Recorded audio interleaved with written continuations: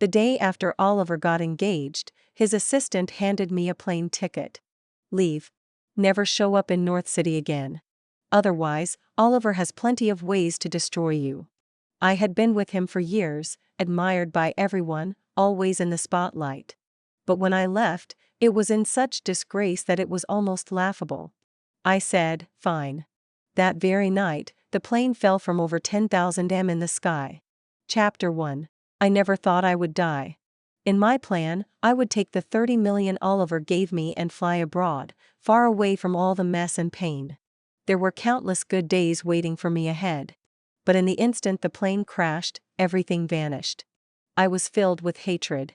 That ticket Oliver had someone book for me. It wasn't to send me off to a good life. It was to send me to my death. I suddenly remembered the last time I saw Oliver. We hadn't contacted each other in over 2 months. He had been busy handling Lisa's divorce, taking care of her and her daughter from a previous marriage, so busy he almost forgot he still had a girlfriend. He cleared 1 hour from his schedule and came to my place.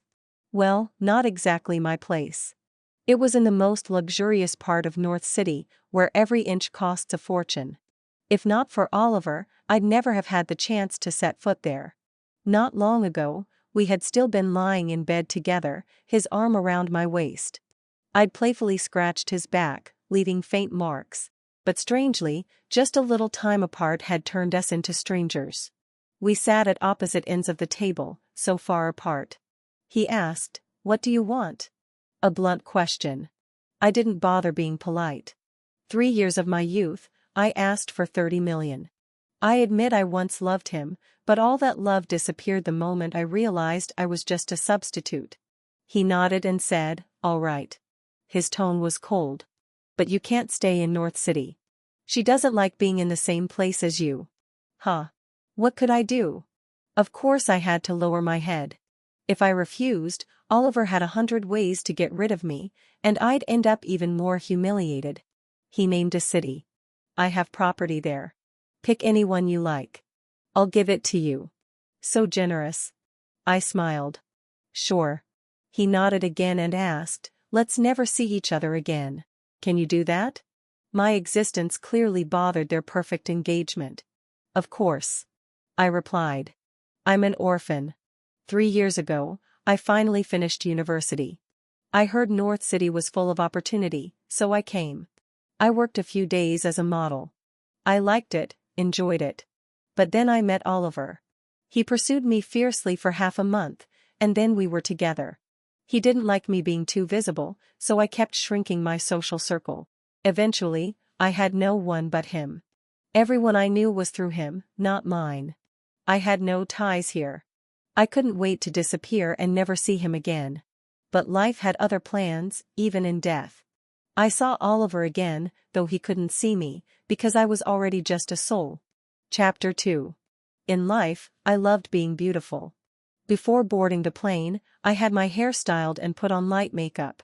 I hadn't worn light makeup in years, because Oliver didn't like it. Back then, I was naive. Everything I did was to please him. Later, I learned that what he really disliked was me not looking like Lisa, because only when I wore heavy makeup, extended eyeliner, and dazzling eyes, did I resemble her most. Everyone knew Lisa, film queen, with cascading waves, bright eyes, red lips, a national obsession. And now, perhaps heaven took pity on me. I remained just as I was before death. Not a single wound. Standing in Oliver's office, I studied myself in the mirror for a long time before finally letting out a relaxed sigh. I glanced around. Here and there, we had done it all. Too many memories, none worth recalling. Finally, my gaze landed on Oliver. He was only 27, young and already holding both power and fortune. His greatest failure in life? Watching the woman he loved most marry someone else. But now, the broken mirror was mended, the spilled water gathered, a joyful reunion. Even his assistant, when entering the room, wore a smile on his face. "Sir, the nursery is ready, and all the clothes and jewelry Miss Lisa picked yesterday have been delivered." Oliver hummed lightly. He put down the contract in his hand, rubbed his temples, then picked up his phone and looked at it. He looked at it for a long, long time. I was curious, about to peek at what he was staring at. But then he pressed the screen off, and then I heard him speak. "How is she doing now?" The assistant paused, quickly replying, "Miss Lisa is filming on set right now. It's nearby. Would you like to stop by later?" I had seen Lisa's drama once. She played a fallen princess, beautiful, intelligent, bold in love and hate. In the story, she used wit and strategy to win hearts and outsmart enemies, until finally, she restored her kingdom. If I had just been a regular viewer, I probably would have fallen for her, too. But sadly, I wasn't. The first time I saw her was humiliating. She looked me in the eye and asked, "Do you know how much you look like me?" I nodded. Of course I knew. She was a celebrity. Many people said I looked like her. I always took it as a compliment. She gave a smile I couldn't read. "You've been with him for almost 3 years, right?" I said yes. Then she raised her brow slightly. "Let me tell you something. 3 years ago, he already loved me." How ironic. I had been with him for 3 years. No one ever told me. I stupidly played the role of a stand-in for so long. Of course, it wasn't until later that I found out every script Lisa starred in had first been carefully selected by Oliver, then delivered to her through back channels. He couldn't bear to let her face any failure. Under his protection, Lisa's acting career had been smooth and effortless. And me? I had nothing to show for it. For all these years, I looked glamorous, but in the eyes of the world, I was nothing more than that woman beside Oliver. Chapter 3. After the assistant finished speaking, Oliver remained silent for a long time. He tapped his pen lightly on the desk. Finally, he spoke. "She should have arrived by now, right?" The question was strange, almost meaningless. But the assistant, ever composed, reacted quickly. He glanced at his watch. "Yes, she should have." I understood. Oliver was asking about me. How touching. He still had a bit of conscience left. But sadly, I never made it across the ocean. Last night, I died. Oliver, hearing the response, didn't react. He just turned his phone screen on again. This time, I was standing right beside him and could see it clearly. The screen showed a chat between me and him. I saw it. Half an hour ago, he had sent me a message on WeChat. "If you run into any trouble, you can always contact my assistant." If this had been before, I would never have gone more than 30 minutes without replying to him. Oliver, still staring at his phone, let out a cold laugh, then leaned back in his chair. "Good. Has she contacted you?" The assistant shook his head. "No. After I gave her the plane ticket that day, we never saw her again." Oliver fell silent. His face was blank, but for a moment, the air around us seemed to freeze. The assistant hesitated, then asked cautiously, "Sir, should I give Miss Zoe a call?" Oliver raised his eyes slowly. His gaze was calm, unreadable. After a long pause, he said, "No need. Don't ever update me about her again." After saying that, he looked at our chat window one last time. It was silent, still no reply. His finger hovered above the screen for a moment. Then he deleted all my contact info. Chapter 4. Watching that, I finally understood. He hadn't been worried about me at all. Those 2 questions were just a final courtesy, his way of officially cutting ties. I was furious. How could I die just like that? I'd planned to block him myself the moment I landed and moved into the luxury villa he offered me. But now, he beat me to it. How boring. Thinking that, I raised my foot and kicked Oliver's leg. Back when things were good between us, Oliver treated me well. He wasn't arrogant. And I had a habit of pushing my luck and throwing little tantrums. If he upset me, I'd kick him, just like this. So this move came to me naturally. But the difference now? Back then, if I kicked too hard, I'd hurt myself a bit. Now, I felt nothing at all. I couldn't touch him, which only made me angrier. After the assistant left, Oliver went back to work for a long while, and during that time, I tried to walk out of his office. But before I could even touch the doorknob, I was pulled right back to his side. After 2 tries, I understood. I couldn't go far from Oliver. Maybe because he was the one who indirectly got me killed. Too bad I wasn't some vengeful ghost. At least then I could haunt him properly. Just as I was thinking that, a voice suddenly echoed in my mind. Finally found you. I froze. Who are you? I'm from the underworld. Our department's having some technical issues. Everyone who died in your plane crash is currently stuck near the people they were closest to in life. I quickly spoke up. Then please take me now. Oh, and I still have lots of money left unspent. Can I transfer it to my next life? Heaven knows how badly I wanted to be a real rich woman in my next round. The underworld agent hesitated. I'm not really sure about that. But since you died tragically, at least you can look good when you die next time. Fine then. Just take me away now. I'm ready to reincarnate. Can't yet. We have to wait until your funeral is held. Why? Your soul's still bound to this world. Once the funeral's done, that bond will be broken. Everyone else's funerals have already started. You're kind of pitiful. Seems like no one really cares that you died. Talk about a stab to the heart. After saying all that, the voice disappeared from my mind. I sighed and ran through all the people I knew in my head. In the end, I realized something. I was probably doomed to be a lonely wandering ghost forever. A long while passed before Oliver finally left his office. 2 minutes earlier, Lisa had called him and asked him to pick her up. I followed him downstairs and got into the car. I didn't look at Oliver. I was too busy watching the world outside the window. Skyscrapers, traffic, neon lights. The city glittered like a dream. I won't lie, it hurt to think my vibrant youth ended like this. All because of one failed love story. It was just too much to swallow. And worst of all, that 30 million breakup fee. I didn't even get to spend a cent. It was too cruel. Tears welled up in my eyes. Once we arrived, Oliver got out of the car. A moment later, Lisa walked out and threw herself into his arms. Oliver froze a little, then smiled faintly. How are you feeling? Tired? Lisa nodded, then began to tell him about her recent work. Her voice was lovely. Even the most mundane things sounded captivating coming from her mouth.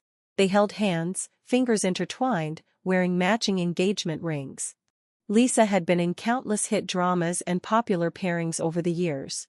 But watching her with Oliver now, I had to admit, they really did look perfect together. Just then, someone else walked out from inside the building. As they walked, they chatted. Did you see the trending news? A plane crashed last night. Over 100 people, no survivors. Yeah, I saw. I was actually supposed to be on that flight. Tickets were booked and everything, but I landed this role last minute and stayed. I swear, I've got a guardian angel watching over me. Chapter 5. I perked up instantly. Oliver, to be fair, was a generous man. If he found out I died, there was a good chance he'd actually throw me a funeral. Sure enough, the moment he heard those words, his body stiffened mid-step as he was getting into the car. He slowly turned around, let go of Lisa's hand, and looked in the direction of the 2 gossiping crew members. He stared at them, face calm. Then he asked, "Last night?" The 2 nodded. "Yeah, that's right." Oliver was about to ask something more, but Lisa suddenly stepped out of the car and walked over, wrapping herself around his arm like a spoiled kitten. "You never care about things like this," she said playfully. "I'm starving. Let's eat first, okay?" Just moments ago, Lisa had kept her distance and was wearing sunglasses, so the 2 women hadn't recognized her. But now that she'd spoken, they froze for a second. Then their faces lit up with excitement. "Lisa Jia, this must be your fiancé, right?" Lisa's marriage to her ex-husband had been kept secret, but her romance with Oliver, a full-blown public spectacle. Their engagement had gone viral, with everyone praising them as a perfect match. And tragically, that's what had dragged me into the spotlight, too. The internet didn't care who was right or wrong. Lisa and Oliver had known each other first. Their old classmates were quick to confirm that. So I was labeled the homewrecker. The woman who used a similar face to steal someone else's man. The villain. I couldn't even look at my phone back then. Lisa just smiled, calm and graceful, and nodded. "Yes. Oh my God, he's so handsome. You two look amazing together. When are you getting married? Lisa Jia, we're from the crew next door. We've been fans for so long. Can we get your autograph? Lisa agreed with a cheerful laugh. Oliver, having been interrupted, dropped whatever questions he was going to ask. Just like that, my one little spark of hope was snuffed out. But I wasn't surprised. I had long known that in Oliver's heart, everything came after Lisa. Her laughter, her tears, her marriage drama, even her hunger. She always came first. While Lisa was busy signing autographs, I watched as Oliver casually took out his phone and called his assistant. He asked them to cancel their previous dinner reservation and book something closer to where they were now. I followed them to the restaurant, watched them eat, then followed them back home.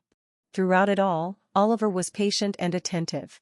If I still loved him, I might have cried like a heartbroken ghost. But I didn't love him anymore. I just felt numb. There were even moments, brief, fleeting, when I wondered, I lived a decent life. Never did anything bad. Why is it that, in the end, no one even cares that I'm gone? When I stepped inside, I noticed the villa had changed completely.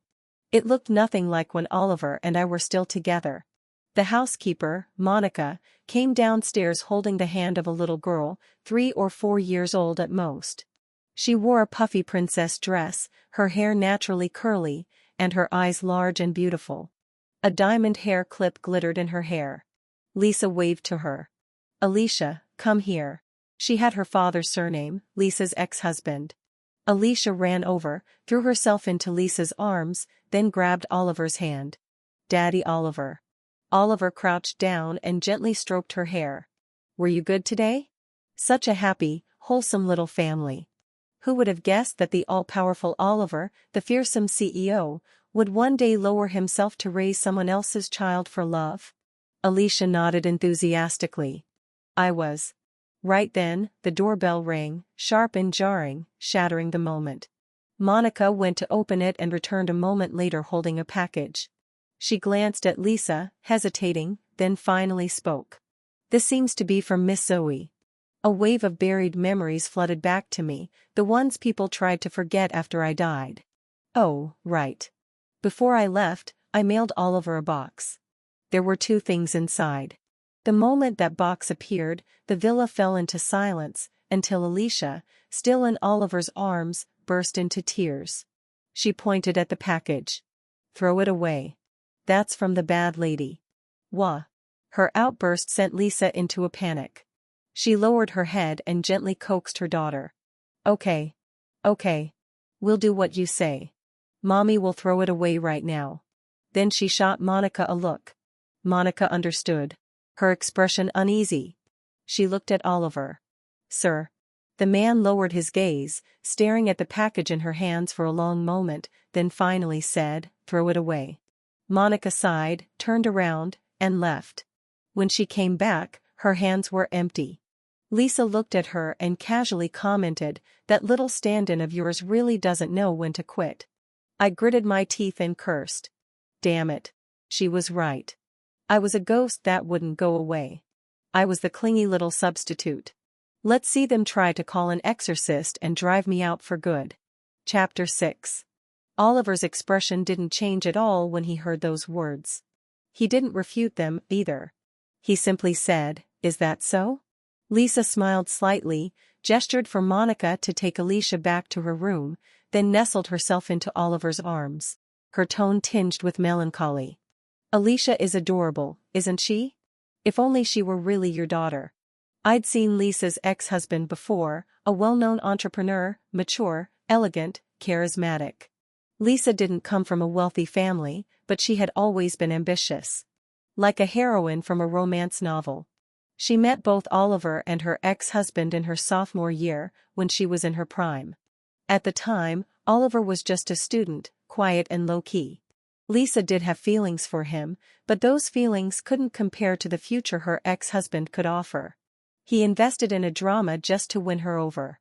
And by the time Oliver found out, they were already married. At the same time, Lisa also discovered Oliver's true background. Naturally, she regretted it, but pride had always been her armor. After that, she never contacted Oliver again, until a few months ago, when she found out her husband had cheated on her. That's when she came crawling back to Oliver. And that was the end of my so-called beautiful love story. Lisa tilted her head up. You know, I hurt my body when I gave birth to Alicia. I probably can't. I don't mind. Oliver cut her off. His voice deep and steady. Lisa let out a relieved breath, then glanced toward the door before speaking again in a cutesy tone. But what if, just what if that little stand-in of yours was pregnant with your child? Would you still send her away so easily? Oliver frowned. I don't deal in hypotheticals. Oh, come on. Humor me. I want to hear what you'd do. What would he do? Obviously. He'd tell me to get rid of it. Even though, when we were together, he did bring up marriage. We had matching couple rings. We even talked about having a child one day. But those were all what-ifs. The reality was, the moment Lisa looked back, without even a proper breakup, he distanced himself from me. And later, he just watched coldly as everything fell apart for me. Then threw some money at me to make me go away. Now, Oliver stayed silent for a while, then simply pushed Lisa gently away. His voice was cold, tinged with fatigue. Don't mention her again. Lisa asked, but you two were together for so long. Haven't you thought about her even once these past few days? Oliver pursed his lips, looked down at her, eyes frosty. She's already gone. Isn't that enough for you? Originally, Oliver had planned to send me away before their engagement. But Lisa disagreed. She should attend the engagement party. She'd said, after all, she was with you for years. Shouldn't she be there to witness it? Because of that one request, my departure was delayed by half a month. At their engagement banquet, I sat in the audience and watched everything unfold. And as fate would have it, Alicia was seated right next to me. She looked at me and called me sister in the sweetest voice, asking me to help her with some food. But the moment I lifted my chopsticks, she fell off her chair. A broken glass cup cut into her arm, and she cried out loudly. Sister, why did you push me? Everyone looked at me with contempt. They thought, what a vicious woman. Failed to climb the ladder, and now she's trying to hurt a child? Before I could even react, Oliver slapped me. I looked up, stunned, only to see Lisa watching me with a smug smile. She said, if I'd known, I wouldn't have let you come. And now, as a ghost, hearing that conversation, I finally understood whether I was innocent or not never mattered to Oliver. Everything he did was just to please Lisa. Lisa pressed her lips together, then suddenly reached out to undo the buttons on Oliver's shirt and leaned in to kiss him. Oliver didn't push her away, but he didn't embrace her either. Just then, his phone rang. Lisa, a bit annoyed, grabbed it and put it on speaker. I crouched in the corner, listening as a voice on the other end asked, hello. Do you know a Miss Zoe? Oliver's eyes shifted slightly. He was about to respond, but Lisa cut in first. No, I don't. She hung up and blocked the number immediately, then powered off the phone. I don't care what it is. I finally have a moment to relax, no matter how big the emergency is. You're staying with me today. Then they went upstairs. Chapter 7. Fortunately, the distance wasn't too far. I could still move around freely downstairs. I didn't have to follow them upstairs. And so, I stayed by Oliver's side for many more days. The first day, they went to see a movie together. It was an older film. Lisa had picked it. Oliver didn't pay much attention throughout. He was busy texting his assistant. After the work updates came in, the screen showed, the other person is typing, for a long time, but no message followed. Oliver frowned and typed, you want to request time off? The assistant replied quickly, no, Oliver. Have you seen the trending topics? Miss Lisa's new movie is about to be released. Is that so? Remind me when the time comes. I clicked my tongue. This assistant sure knows how to phrase things. There were lots of people in the theater. Just now, I'd hovered beside someone and watched a few short videos, 2 episodes of a mini-series, and I saw the trending topics. A full day had passed, but the flight crash was still trending at the top. If Oliver clicked on it, he'd see everything. What the assistant really wanted to ask about was probably that. But Oliver had already instructed him not to tell him anything more about me.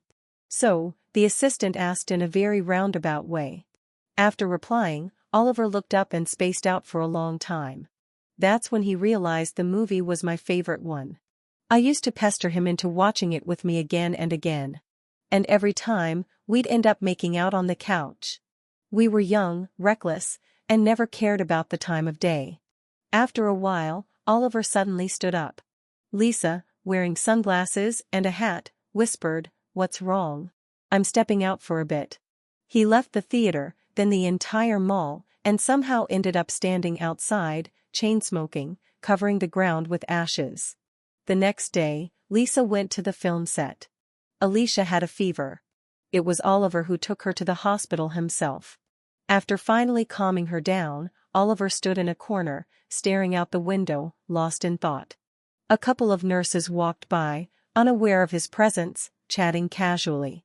"That little girl with the fever, she was here a few days ago. Remember?" "Yeah, big scene."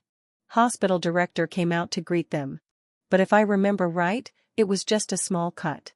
"Who knows? Kids cry over anything. But I remember there was a young woman with them, hanging back. They said she hurt the kid on purpose." "I know who you mean. Really pretty, right?" Cursing under her breath about bad luck while mentioning a Rolls-Royce. Then she started crying. I even handed her a tissue. She was polite, thanked me. Didn't seem like a bad person at all. Chapter 8. Yes, that person was me. I agreed to delay my departure and attend the engagement party. The condition? A Rolls-Royce. 2 of them. I was terrified of being poor again. During those 2 months when Oliver deliberately distanced himself, I had tasted the bitterness of isolation. After being slapped that day, I almost exploded on the spot. But the thought of those luxury cars made me hold back. Besides, I truly had no way to fight them. At that moment, Oliver stood nearby. And when he heard this conversation, he actually chuckled a little. But the next second, his smile vanished. Because the other nurse continued speaking. "I just remembered. I saw her before that. I was delivering something across the hall and saw her coming in for a prenatal checkup." I can hardly describe Oliver's expression in that moment. His lips parted slightly, his back hunched, and his hand hanging at his side curled into a faint fist. His face looked lost, blank. Then, Alicia's voice came from inside the room. She said, "Oliver, Daddy." Oliver walked in. He stood at the bedside, looking down at the feverish little girl, and suddenly asked, "That day, was it really that pretty sister who pushed you?" Alicia was just a small child, and she was feeling awful. She stammered for a long time, trying to stick to her story. But in the end, she couldn't hold it together anymore. Her lips trembled, and she finally admitted, "It was me. I fell on my own." That night, Oliver stood outside the hospital room, staring at the obstetrics department across the courtyard for the entire night. Looking at his back, I suddenly remembered something, too. I had been pregnant when I died. The reason I agreed so quickly to leave, aside from being blinded by money, was because I wanted to have that child. If Oliver had known, he never would have allowed it. Not because I loved him, but because his genes were good. I had it all planned out. With the money he gave me, I could raise a child alone. Life would be beautiful. As dawn broke, he made a call to the hospital director. When he hung up, he already knew I had left pregnant. He pocketed his phone, leaned against the wall, and let out a short, bitter laugh. "Zoe, you really are something." Chapter 9. 2 minutes later, I saw him skillfully enter a string of numbers. It was my phone number. But for some reason, he hesitated and didn't make the call right away. After a long while, he finally opened WeChat, found my contact, and tapped Add Friend. I didn't quite understand what he meant by that. Was he trying to force me to abort the baby? Sigh. There's no need to force anything anymore. I died with the child. 2 lives gone in one instant, utterly clean. That very afternoon, Alicia was discharged from the hospital. But Oliver didn't stay home to watch over her. Nor did he go to the office. Instead, he drove to the place where I used to live. It was the apartment he had given me after our breakup. He never brought it up again, so I had simply sold it at a high price. 2. I had been thrilled for days. But now, I watched with my own eyes as he entered the passcode and opened the door. What? He walked inside. The interior hadn't changed. Everything was just the way I'd left it. Turns out, he was the buyer all along. Was he really that fond of this apartment? He gave it to me, and then bought it back himself. Rich people and their logic, I honestly don't get it. He walked around the place for a while, then finally sat down. A call came in. It was his assistant. Sir, I've confirmed the time for your wedding photo shoot. It's the day after tomorrow, if that still works for you. I'll inform Miss Lisa. Oliver was silent for a long time. He didn't say a word. I was tired, too, and sat on the other end of the sofa. The next moment, Oliver's gaze suddenly shifted and landed right on me. I froze for a second. I almost thought he could actually see me, but then he slowly looked away and finally spoke. Cancel it. But I checked. Both you and Miss Lisa are free that day. Should I move it to next week? By now, I already knew their wedding was scheduled for 2 months from now. No, I mean no wedding photos at all. I couldn't quite read Oliver anymore. After a pause, he spoke again. Book me a flight. I'm leaving tonight. As those words fell, it was as if something had finally clicked for him. He leaned back slightly, and for once, there was a hint of softness in his expression. He said, I'm going to find her. She left in such a rush. We still had so much left unsaid. Do you think she'll blame me for being so heartless back then? I froze. Was the her he was talking about me? Oliver sighed, gripping his phone tightly. He had always been cold and composed, rarely this open.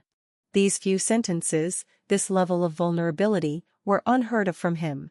He had always believed Lisa was the love of his life, but in these past few days, he'd come to realize maybe it was all just obsession. He couldn't afford to lose Zoe and their child just because of some unreachable fantasy from his youth. Chapter 10. However, his assistant didn't immediately respond. After hesitating for a while, he finally said, Oliver, Miss Zoe, she passed away a few days ago. That flight, it crashed. I was instantly alert. Oliver's hand trembled slightly, and his face turned pale. Everything he had been trying so hard to ignore over the past few days suddenly became painfully clear. The unanswered messages, the trending topics he kept avoiding, all the signs. If he just paid a little more attention, he would have known sooner. The assistant's voice came again from the other side of the line, cautious and tentative. Sir? Oliver's voice turned hoarse. When did you find out? Not long after it happened. He paused, then added, on the day you told me not to inform you about Miss Zoe anymore. I nodded silently. That was true. I could vouch for the assistant. Oliver had always been cold and decisive. Once he made up his mind, his subordinates followed orders without question. And honestly, in the assistant's eyes, I didn't matter much to Oliver anymore. He probably thought Oliver would never ask about me again. Why risk offending the future Mrs. Oliver over someone already dismissed? Oliver's expression turned grim. Standing beside him, I could sense something was seriously off about Oliver's state of mind. The next moment, he stood up and violently kicked the coffee table in front of him. My heart ached a little. That coffee table, I picked it out myself, and it was expensive, too. Oliver suddenly moved. As if remembering something, he took the number Lisa had blocked earlier and removed it from the blacklist. Then he hit redial. His fingers trembled, and with his other hand, he pulled out a cigarette from the pack on the table and lit it. Zoe, she's really gone, isn't she? There was silence on the other end for a moment, and then came the reply, Sir, my condolences. Chapter 11. After hanging up the phone, Oliver sat alone for a long time before finally driving home. As soon as he walked in, he said only one thing, you knew all along, didn't you? Lisa was wearing a face mask and watching a movie. She replied without thinking, what are you talking about? Why are you back so late? Alicia kept asking about you all afternoon. Go upstairs and check on her. Oliver curled his lips and stepped in front of her. His gaze was ice cold. I had never seen him like this before, and clearly, neither had Lisa. She stepped back a little, her voice rising. "What the hell's wrong with you? I'm not that little stand-in of yours. I've got a real temper." As those words fell, Oliver seemed to recall something. Suddenly, he started to laugh. And as he laughed, tears began to fall. I remember she had a temper, too. That day, I slapped her. I thought she'd cause a scene at our engagement party, but she didn't. Only those who are favored can act recklessly. Back then, I already knew what I truly meant to him. How could I have dared? Lisa's face turned pale. "Zoe, you found out about her?" "Yes." "What? Don't tell me now that she's dead, you finally realized she's the one you loved?" Oliver pressed his lips together. "Yes, the wedding's off. I'm not marrying you." Lisa stood up abruptly. "No, you promised. You said you'd marry me, treat Alicia like your own daughter, and take care of us for the rest of our lives. You can't just go back on that." Oliver's expression darkened. He spoke each word clearly. "If you hadn't insisted she stay for our engagement party, she wouldn't have died." Lisa froze. Then she started laughing. "You're blaming me? You're seriously blaming me? If you hadn't been hung up on her, would I have acted this way? You probably don't even realize you say her name in your sleep. When we shop, you always pick the exact styles and sizes she liked. You were already in love with her. If you ask me, you're the hypocrite. You're the one who killed her. And when I suggested she stay for the party, I saw the relief in your eyes. You wanted more time with her, too, didn't you?" Oliver listened silently, his fists clenched tightly at his sides. I stood there, stunned. What the hell is even happening? Outside, it had started to rain. Thunder rumbled across the sky. Inside, the two of them stood face to face. From upstairs came Alicia's crying voice. "Mommy, Daddy." Oliver looked up. His eyes were bloodshot as he pointed at the door. "Get out. Now." Chapter 12. Lisa and her daughter left in the middle of the night. After watching this farce unfold, to be honest, I didn't feel any satisfaction. I felt it was absurd. At this point, I would have preferred if Oliver's heart had always belonged to Lisa. Otherwise, my death just feels like a cruel joke. Love that only comes after the fact, I'd rather not have it. Once the villa finally fell quiet, Oliver slumped on the sofa, eyes blank. After a while, I heard a muffled sob. Come to think of it, I'd never seen him cry before. Time passed. I was about to doze off, but suddenly, Oliver sprang to his feet like a madman and ran outside. He was rummaging through the trash. Rain poured over him, and in no time, he looked completely disheveled. Fortunately, I was a ghost. I couldn't feel the cold. He muttered to himself, "Where is it? I made a mistake. I shouldn't have thrown it away." Oh, so he was looking for the package I had sent him. He searched the entire night, but he didn't find anything. By dawn, he sat at the doorstep, utterly defeated. Thankfully, this was a private villa community, and no one saw him in that state. Monica hadn't stayed overnight. When she arrived the next morning, she was startled. "Sir, what? What happened to you?" A faint spark returned to Oliver's face. He said, "The package she sent, you threw it away, didn't you?" "I can't find it." Monica froze, her expression shifting.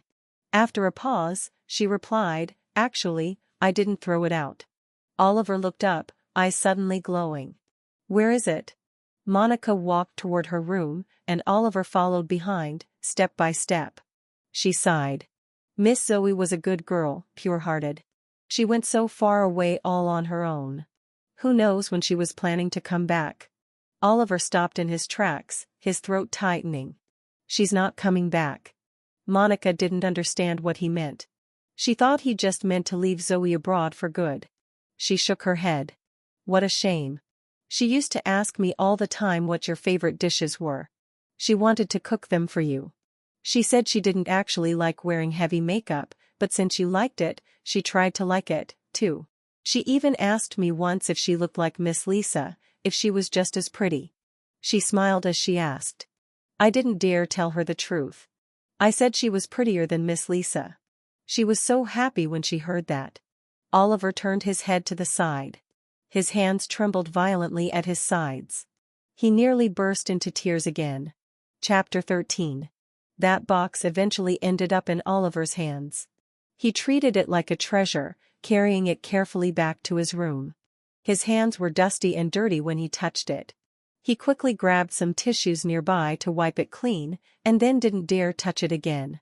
He went to shower and change into clean clothes first. That was probably the longest shower he had ever taken. Watching all this, I felt bored. When someone dies, it's like a light going out. Everything becomes meaningless. When he finally opened the box, his expression slowly stiffened. Inside, there was a wedding invitation for their engagement party. I had written a sentence on the back. The wedding candy tastes awful. I didn't push her. Go to hell. Well, in the end, the one who died was me. I guess it counts as receiving karmic retribution for my bitter words. There was also a pair of matching rings we had made together. His had long been lost, whether intentionally or not, I didn't know. He rarely wore it anyway. I later found it in the bushes downstairs near my building. Now, I returned it to him, placed alongside mine. After all, he paid for them back then. Returning them was just setting things right. Oliver stared at them for a long time before he finally lifted his hand and took off the ring from Lisa. Then, he put on the one from the box. After that day, he sank into a long depression. News of him calling off the engagement with Lisa spread quickly, and soon after, she was exposed for mistreating new actors and acting like a diva. Her public image plummeted. This time, Oliver didn't help cover things up. He even said, "Pour more fuel on the fire." Men can be terrifying. Days passed, but he still hadn't thought of arranging a funeral for me. Even the staff from the underworld couldn't help but urge me. Should I try speaking with someone upstairs and get permission for you to say a word to him? But that very night, Oliver, exhausted from so many sleepless days, got into a car accident. The day he was about to wake up, the sun was shining brightly. I stood by the window and finally spoke. Oliver. His eyelashes trembled slightly, as if he wanted to open his eyes, but couldn't. I said, "I have no family, no friends. For the sake of us having known each other, give me a proper funeral. Make it lively. In the next life, let's not meet again." The hospital room fell into deep silence. After a long time, I finally heard a low voice. "Okay.